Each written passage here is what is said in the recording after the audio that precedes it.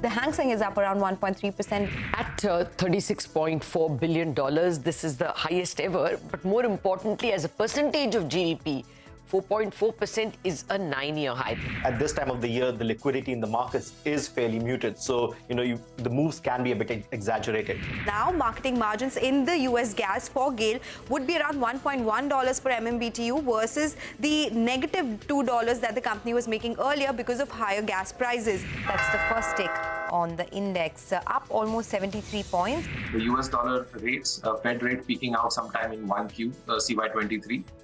And which basically should mean that the US dollar strength should also peak out. The United States saw the highest inflation in 40 years in 2022, while the Eurozone is seeing the highest inflation since the EU and the Euro were created. Despite the volatile rollercoaster ride the global equity markets had, the Nifty has given a return of 5% for the Indian markets in 2022. Expanding our existing product verticals, adding subcategories to that. 51% stake acquired for 74 crores. Show cause notice is likely to be issued to Marion Biotech today. It's an 18-point uptick on the Nifty. That was the day so far. You're with us here on Closing Bell, the last closing bell of 2022, last hour of trade for 2022 as well. I'm Prashant, with me my colleague Reema. Reema, hi.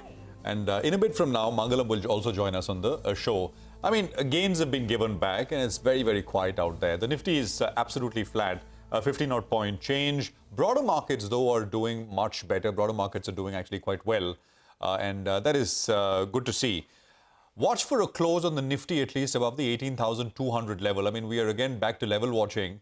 And 18,200 is the 38% retracement of the entire fall from the 1st of December all-time high to the Monday low. That's at about 18,199, 18,200 roughly. So it'll be good if you get a close above it.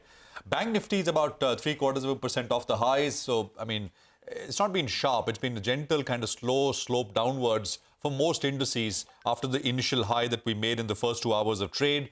But within banks, I mean, PSU banks are doing quite well. As a top gaining index for the week, that's Friday to Friday, it's up almost 12%. Small caps as a space is doing well. That ties in with the broader market. Broader market is doing well, and metals as a sector is doing pretty well. Metals is a space to watch. Metals and oil and gas, etc. As we head into this new year with what's happening with China. So far, oil prices have not reacted, I mean, at all, incrementally to the reopening in China. But at some point, I reckon they will. And of course, the other one is metals, which is directly related to what happens in China. Reema, hi. Hi, last hour of 2022 trading hour. How do you feel? Relieved.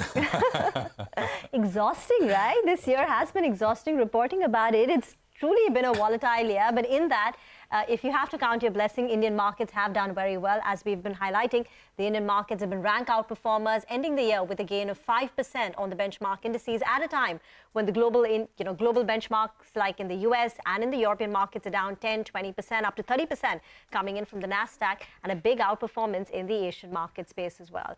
But generally, there's not much by way of notable news or price action that's taking place right now. Most traders, I guess, will be away from their desk. So let's quickly take stock of the economic data that's going to be coming out next week, right? So this is a bit of a look ahead. Over the weekend in India, we will be getting the auto sales data, but globally, you will be on Tuesday. On Monday, of course, most markets are shut, right? Right from US, UK, in the Asian market screen, you've got China, Hong Kong, Singapore, Taiwan. All these markets are shut on Monday. On the back of New Year holiday. So the meat of the economic data will only start flowing through in the second half. On Tuesday, you will be watching out for the PMI data across most of the countries. On Wednesday, very important, the minutes of the December FOMC meeting and the US ISM manufacturing data will out. On Thursday, you will get the latest Eurozone PPI reading, so inflation print, as well as the US ADP employment report, followed by the jobs report, which will come out on Friday. So these reports will provide a clear picture of how the major economies in America and Europe are faring heading into the start of the new year. So that's the look ahead when it comes to the economic data. But let's tell our viewers what we've lined up on the show today. The auto sales numbers for the month of December are out on 1st of January. We'll get you all the expectations from the auto pack. We'll get a technical expert to talk about the market setup, some trades. Vitesh Thakkar of earningswave.com will be joining in. We'll also talk market and stock-specific action with market experts Prakash Diwan and Sudeep Bandopadhyay. And we'll be joined by our Alpha Manager for the day, Aditya Sood of Incred PMS, to discuss his top portfolio bets. Okay, how should you position yourself in the last hour of trade, Mitesh?